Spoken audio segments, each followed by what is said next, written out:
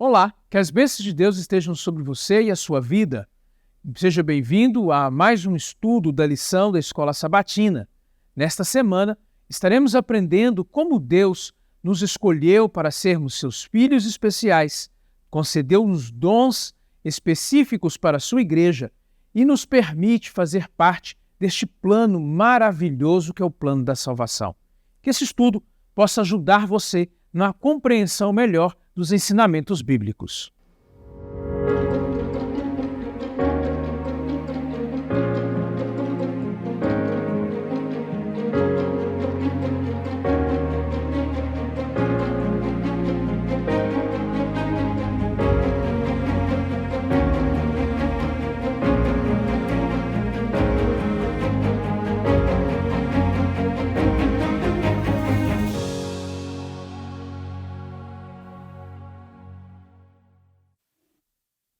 Que alegria podermos, mais uma vez nessa semana, recapitularmos a lição da Escola Sabatina, este guia de estudo da Bíblia, preparado pela Igreja Adventista do Sétimo Dia, que nesse trimestre está abordando uma temática interessante, importante, com base no livro de Efésios.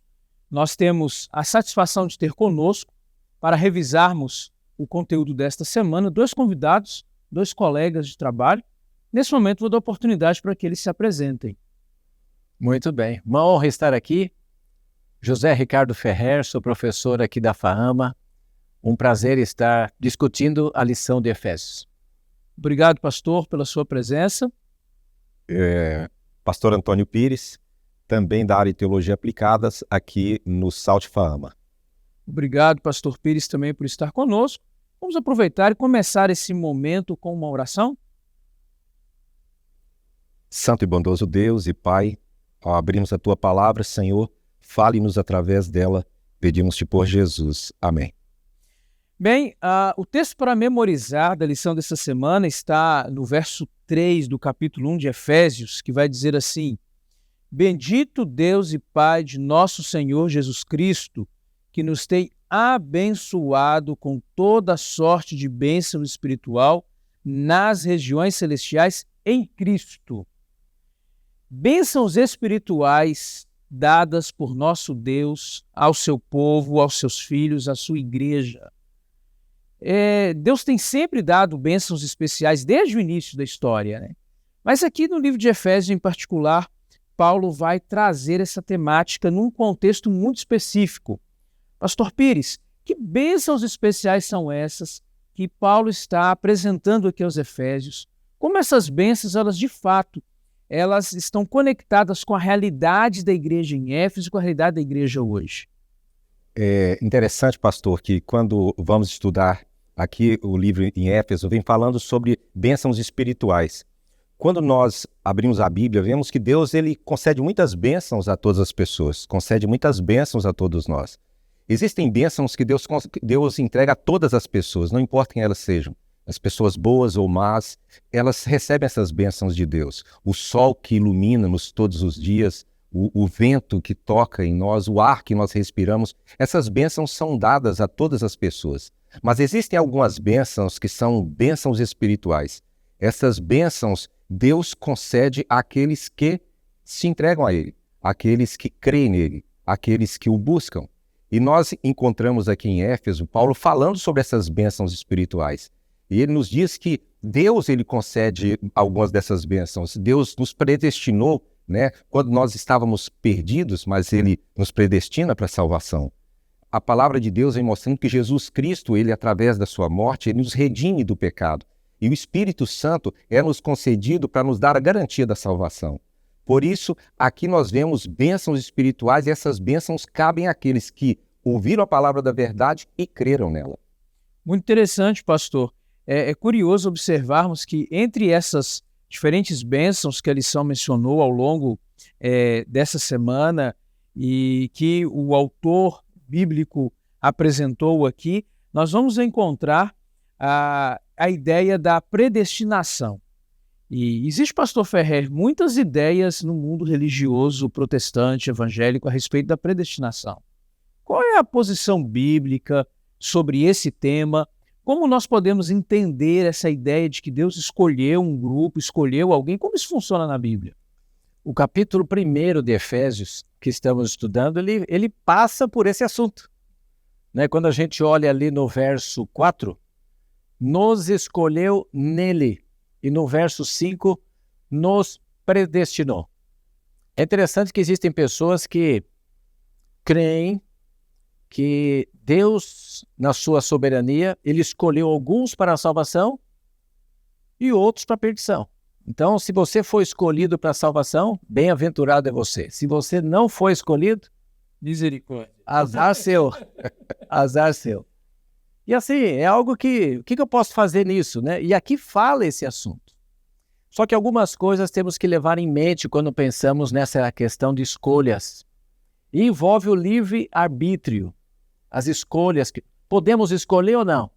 Ou é Deus que escolheu?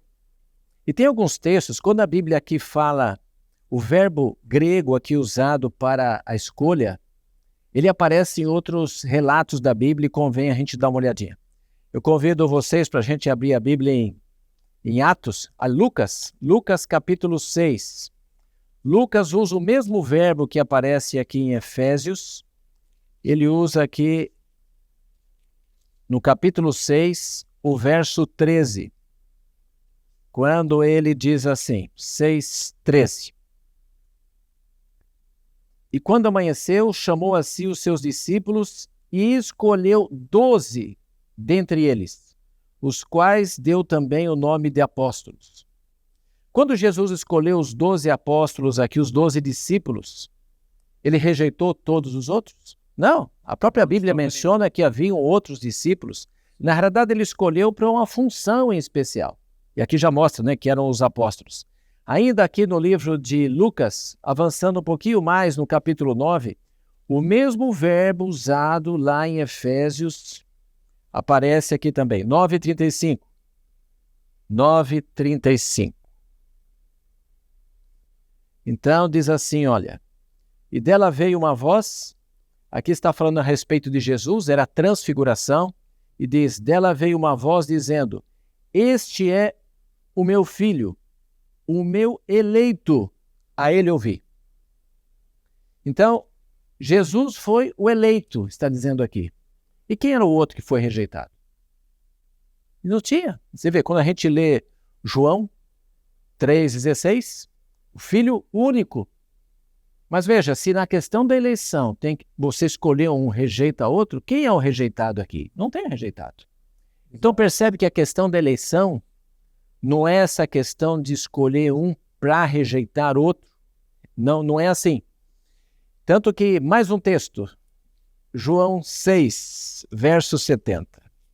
João 6, verso 70, falando desse assunto da eleição ainda, e de novo, mesmo verbo é usado aqui.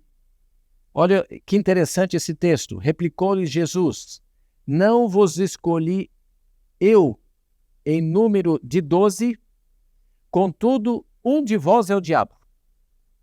Interessante, o escolhido não é o salvo. E aqui ele não está dizendo assim, olha, eu escolhi 11. Não, Jesus está dizendo que escolheu 12. Entre eles estava Judas, que se perdeu. Mas veja, o eleito não é salvo? E como que Judas se perdeu então? Então a gente precisa entender diferente um pouco essa questão de eleição, como a Bíblia apresenta. E na realidade o plano de Deus para a salvação, e o livro de Efésios agora está tratando do plano de Deus, né? As bênçãos celestiais, que é a salvação que Jesus oferece. O plano de Deus é mais amplo que isso. Quando a gente olha, por exemplo, o convite de Deus lá em Deuteronômio 30:19, quando ele diz assim, olha, escolha vida ou morte, bênção ou maldição. Se Deus já definiu tudo, por que ele está dando escolha aqui? Não é? Será que Deus está enganando? Não. Não. Então, o significado da eleição aqui não é bem esse. Não é bem esse.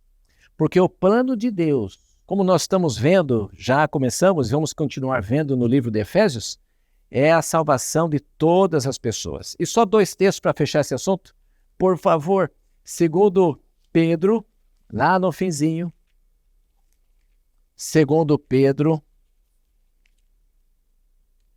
Nós temos aqui, em 2 Pedro 3,9, o plano de Deus em relação à salvação de todas as pessoas.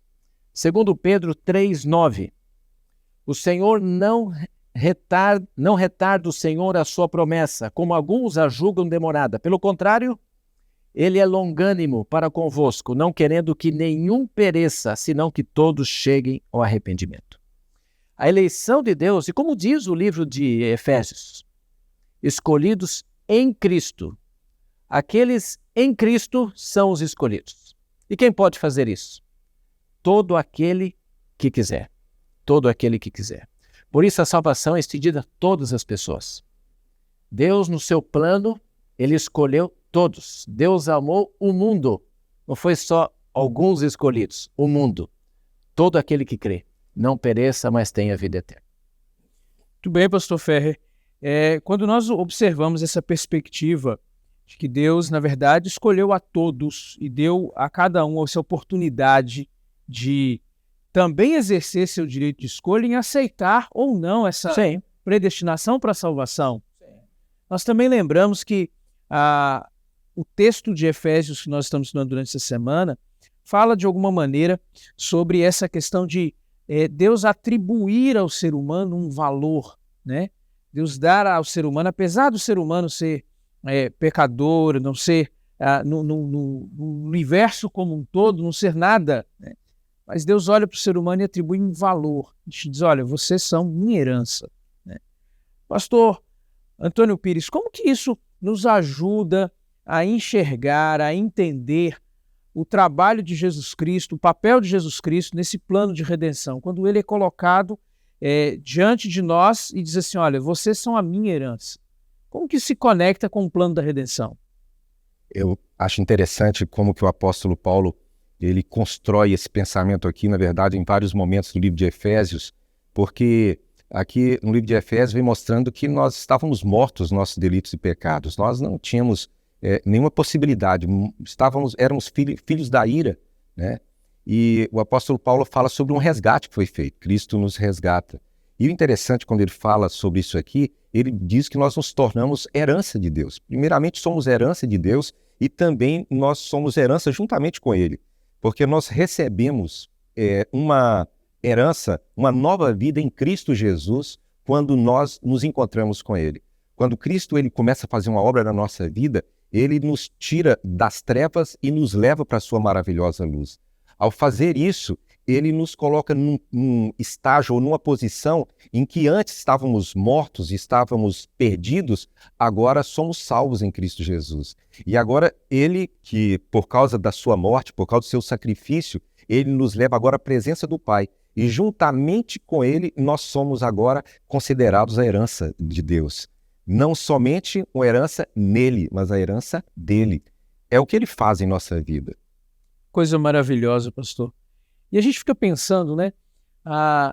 Deus não apenas nos dá essa oportunidade através de Jesus Cristo, não apenas nos concede esse privilégio de nos tornarmos herança dele e de recebermos a herança da vida eterna, mas ele planejou tudo isso com uma antecedência, né? Pensou nesse plano, organizou esse plano, ideou para que as coisas funcionassem dessa maneira, se necessário, antes do ser humano ser criado. Como que essa ideia, pastor Ferrer, nos ajuda a enxergar a natureza de Deus enquanto ser onisciente, onipotente e, ao mesmo tempo, que está gerindo todo o universo que Ele criou e que é capaz de ver, embora não tenha criado, não tenha planejado o mal, mas é capaz de ver essa possibilidade e se anteceder a ela? O livre-arbítrio. Deus concedeu a possibilidade. Uma vez estava de carro com o meu sogro e era o final da tarde, assim, a gente estava voltando e queimou um fusível do farol. Não tinha mais luz no farol. Aí ele encostou num posto de gasolina e falou assim, olha, eu vou ensinar para vocês como que conserta um fusível queimado. Aí ele pegou um bombom, tirou aquele alumínio que tinha, enrolou no fusível queimado e colocou no lugar. E ligou de novo. Quando ligou, começou a sair fumaça do volante, todo mundo saiu correndo, o pessoal do posto jogando areia para apagar o fogo, né? Areia. O pessoal ali, foi uma emergência, né? O fusível estava avisando que algo estava errado, não é? Algo estava errado. Então, Deus não foi pego de surpresa. No plano da salvação havia possibilidade, e infelizmente aconteceu. Só que Deus acionou esse sistema para resgate da humanidade, que foi extraordinário, né?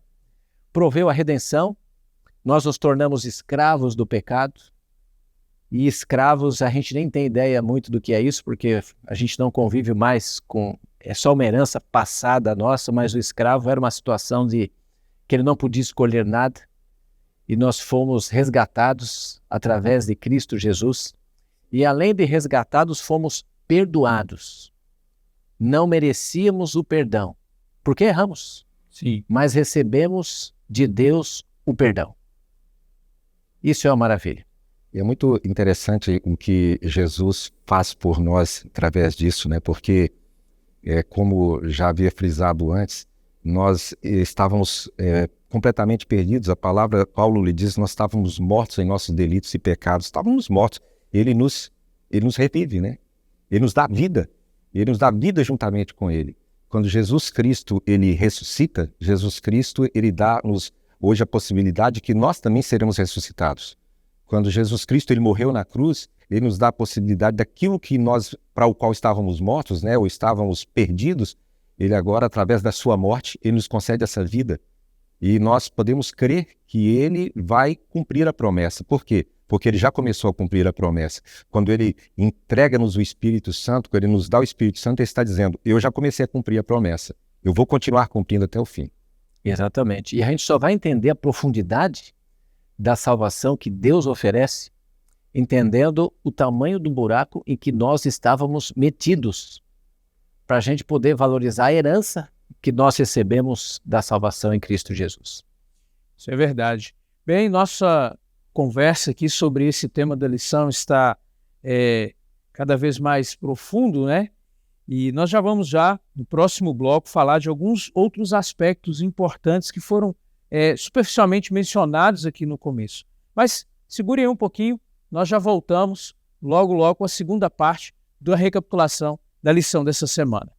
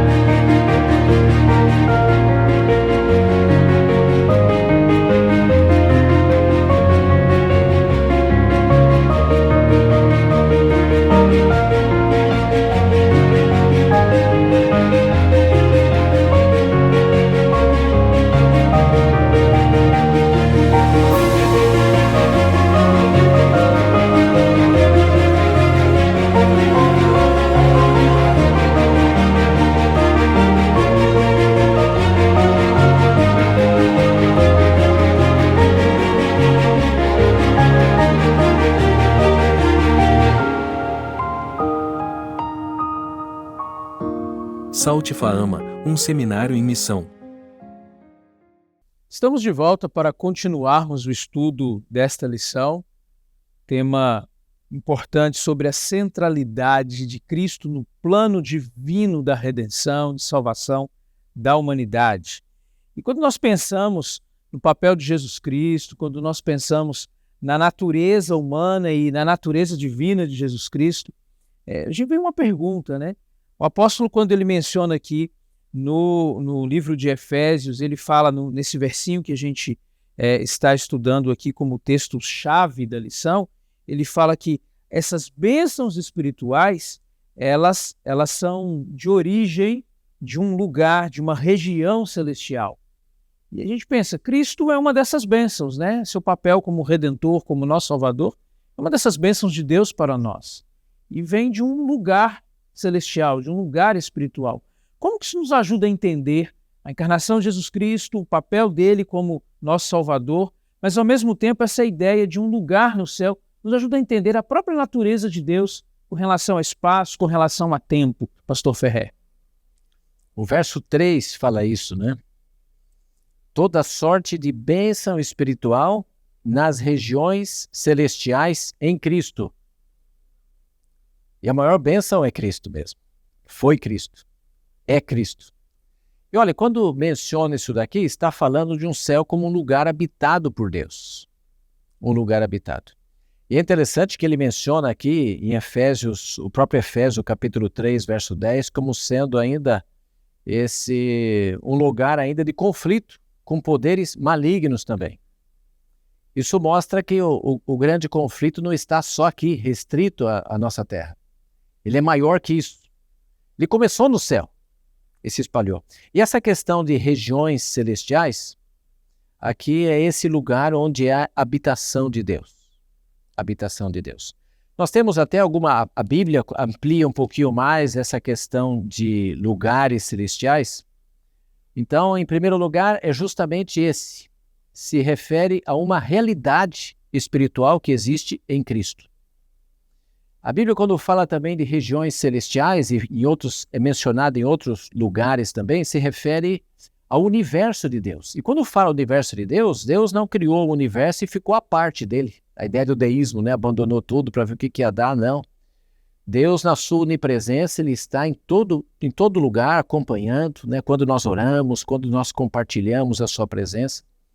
Também se refere, também associa isto como sendo ao próprio trono de Deus, esse trono de amor e justiça.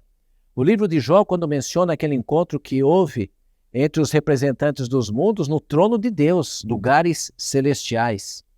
E também fala desse lugar como sendo o templo celestial. Há referência disso em Salmos e também nós temos em Êxodo 25. Então, esse lugar, o trono de Deus, o santuário celestial, o céu, essas regiões celestiais, tudo isso está envolvido com a história humana, com o que acontece, com o plano de salvação. O plano de salvação não está restrito só aqui. Todo o universo acompanha o que está acontecendo. E nós fazemos parte disso tudo. Importante observarmos, né, então, essa ideia bíblica de Deus que é aquele que cria o espaço, cria o tempo, mas que se coloca dentro dele também. Né? Participa desse processo e torna possível que nós, seres humanos, possamos nos aproximar dele, não como uma ideia, não como simplesmente uma força, mas como uma pessoa que de fato se preocupa conosco, se ocupa conosco e que é parte da realidade que nós participamos também. Né? Somos herança. Somos herança, que mencionamos no bloco anterior. Né? E recebemos a herança dele. E recebemos. E como parte dessa herança, pastor Antônio Pires, a lição vai apresentar também a ideia de Cristo se preocupando com uma unidade, com trazer para próximo de si, para unir a si as pessoas e o que a gente vai mais tarde ver mais adiante no livro, o conceito que a gente chama hoje de igreja. Né? Como que essa unidade promovida por esse papel de Jesus Cristo ela é importante para nós hoje? Ok. Interessante que o guia do estudo da Bíblia, ele nos fala que o Senhor, ele, na plenitude dos tempos, uma das coisas que vai fazer na sua morte, através da sua entrega, ele une todos nós nele. O inimigo, ele veio para tentar destruir, o inimigo veio para tentar separar as pessoas. O inimigo veio para tentar fazer uma separação entre Deus e o ser humano. Na verdade, havia uma separação. Através do pecado, houve uma tremenda separação e essa separação ela só não foi para sempre porque Deus amou o mundo de tal maneira. Porque Deus enviou seu Filho para que, colocando uma ponte sobre esse abismo, levássemos de novo a união com Ele, levássemos de novo a presença dEle. Mas esse abismo que foi feito, e através da morte de Cristo, uma ponte foi colocada, mas não terminou ainda, porque nós ainda estamos neste mundo de pecado. Estamos ainda neste mundo de lutas, estamos neste mundo ainda em que o inimigo ele tenta nos golpear e nos separar de Deus. Mas Deus, em Cristo Jesus, unindo-nos, ele vai levar-nos até o dia da sua vinda, em que para sempre estaremos com ele no seu reino de glória. E para ser um instrumento de Deus para agir, ele cria a igreja, ele forma a igreja. E a igreja é um instrumento de Deus para criar essa unidade. A igreja é um instrumento de Deus para realizar essa missão. A igreja é o instrumento de Deus para trazer os seus filhos à presença dele.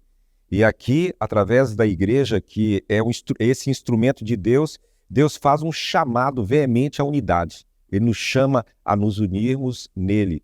E ele continua sempre fazendo essa exortação para que nada prejudique essa unidade. E ele quer que a igreja ela se coloque num ponto, num lugar, aonde isso possa ser alcançado. Muito bem lembrado. E com esse papel da igreja, ele tem uma outra dimensão que a gente precisa lembrar aqui, né? Porque a igreja é nada mais que um conjunto de indivíduos. E cada indivíduo tem uma responsabilidade, tem um papel dentro desse conjunto, né? Mais na frente, nas semanas posteriores, nós vamos ver diferentes metáforas que Paulo vai utilizar no livro de Efésios para se referir a esse grupo que nós chamamos de igreja, né? O que a própria Bíblia nomeia como igreja. Mas há um papel importante que o indivíduo precisa desenvolver para que a unidade seja promovida também, né, pastor Ferrer? Há algumas coisas, algumas atitudes que nós precisamos desenvolver e outros nós precisamos evitar para que essa unidade ela possa, de fato, existir, né? Poderia comentar para a gente um pouquinho sobre quais são essas atitudes individuais que nos levam à unidade e, consequentemente, nos permitem, um outro aspecto dessa centralidade em Cristo também, nos permitem a adorar de maneira apropriada, de maneira correta, o nosso Salvador. Muito bem. Bem, em unidade a igreja deve estar e viver. E essa unidade aqui no livro de Efésios, Paulo, ele um pouquinho mais para frente, vamos ver isso daí, ele fala de alguns comportamentos que podem colocar uma corrosão nessa unidade. Porque na realidade a unidade é um desafio gigante. Porque nós somos diferentes, criação diferente, culturas diferentes. Se não fosse em Cristo, nós talvez nem estaríamos juntos, nem amigos seríamos. Mas Paulo ele fala de alguns elementos que podem corroborar com isso daí. E termina o livro, nós vamos ver lá na frente no livro de Efésios, falando da igreja nessa unidade, agora usando um símbolo como que de um exército, se preparando para uma batalha, que está unido, coeso, sabendo o que fazer diante de um conflito. Muito bem, pastor. Essa unidade ela é importante para a vitória da igreja, usando aí a metáfora do exército, que o senhor retomou lá do final do livro já, né? Mas também ela é importante para que nós possamos dar a devida honra àquele que veio e morreu no nosso lugar, né? Adorando de maneira apropriada, de maneira correta. E há vários elementos que a gente vai estudar ao longo deste trimestre que vão nos ajudar a perceber isso. Mas há um outro elemento que eu acredito que é agregador também para essa unidade, que é o papel do Espírito Santo, né? Cristo veio e morreu no nosso lugar, ascendeu aos céus, está lá, agora nos representando lá nesse juízo investigativo, mas ele deixou um consolador conosco, um companheiro conosco, o Espírito Santo. O Espírito Santo tem um papel especial também nessa questão de agregar, de promover a unidade. Como que a gente consegue mensurar, compreender esse papel agregador do Espírito Santo na vida da igreja hoje? Exato. O interessante é que aqui no princípio, Paulo está falando sobre bênçãos espirituais que nós tocamos lá no princípio.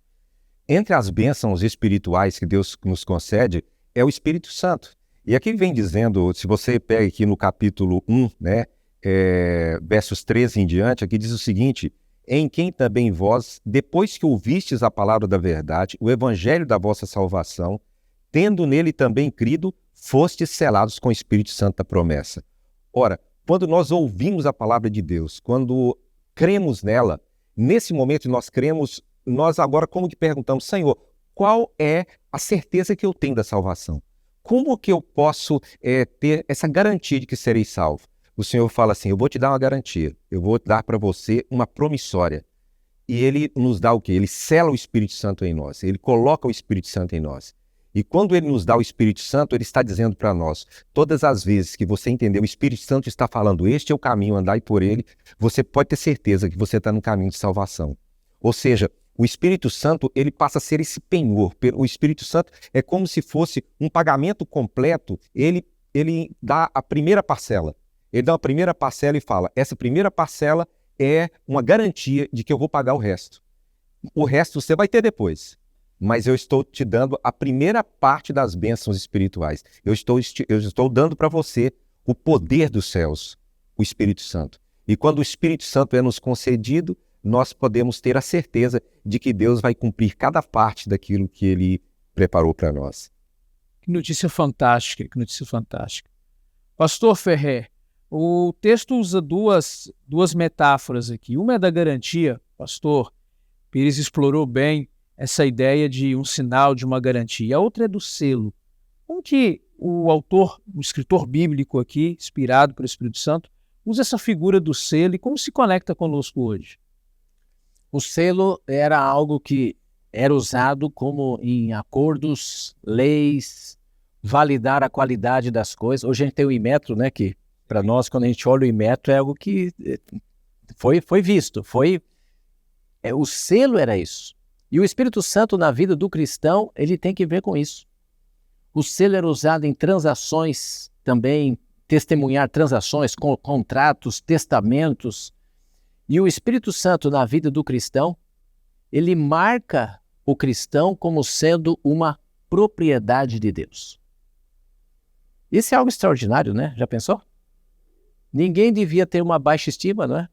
Sabendo que escolhendo Jesus, ele é uma propriedade de Deus. E essa é uma promessa bíblica também de proteção que nós temos através do Espírito Santo. Bem, nós estamos já caminhando para o final desse estudo. Pastor Pires e Pastor Ferrer, gostaria de deixar suas últimas palavras para aqueles que estão nos assistindo, que durante essa semana estiveram ou estarão estudando essa lição.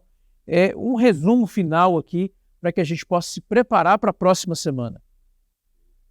Eu não sei quantos de vocês já receberam herança. Eu ainda não. Mas herança a gente não conquista. Ela vem. Não é isso? E nós temos uma herança em Jesus. Por favor, meu irmão, valorize demais a herança que nós temos em Jesus. Ela vale muito. Aliás, ela vale tudo para todos nós. Amém. É interessante nós notarmos que Deus, quando nos colocou nesse mundo e por causa do pecado nós fomos separados dele, nós recebemos bênçãos de Deus, nós recebemos as suas bênçãos através das quais nós não estaremos perdidos para sempre. Nós temos a certeza de que Deus está a cada passo conosco e Ele que nos guiará em cada momento até o final. Podemos confiar nisso.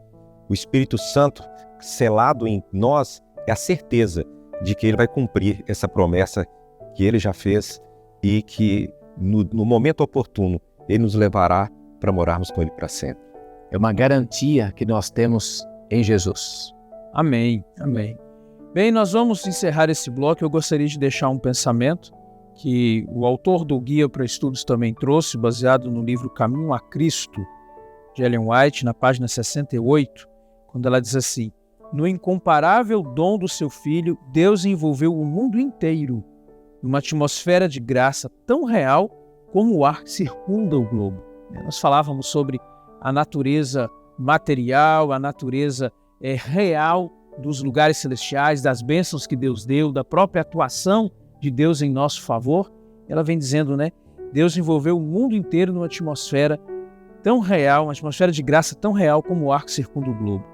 Todos os que escolherem respirar essa atmosfera vivificadora viverão e crescerão, alcançando a estatura de homens e mulheres em Cristo Jesus. Promessa maravilhosa, promessa linda. Pastor Ferrer, poderia encerrar esse momento de estudo com uma oração final, aproveitando para colocar as pessoas que estão nos assistindo nas mãos do Senhor e ajudando, para que o Espírito Santo as ajude a lembrar a cada dia quem elas de fato são no plano de Deus? Obrigado, Senhor, pela esperança que temos em Jesus. Não merecemos a salvação. O que merecemos é a morte, porque pecamos.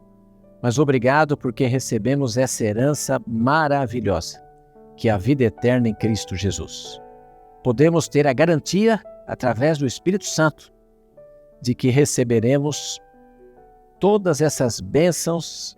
Já começamos a receber, mas vamos desfrutar delas até o momento que o pecado será extinto. Por favor, Senhor, que a certeza da salvação esteja no coração de todos, em nome de Jesus. Amém. Obrigado por assistir esse momento de estudo da lição. Próxima semana, nós nos encontramos mais uma vez, quando nós teremos a oportunidade de estudar com a perspectiva do apóstolo Paulo ao escrever aos Efésios sobre o poder de Jesus Cristo exaltado. Que Deus te abençoe.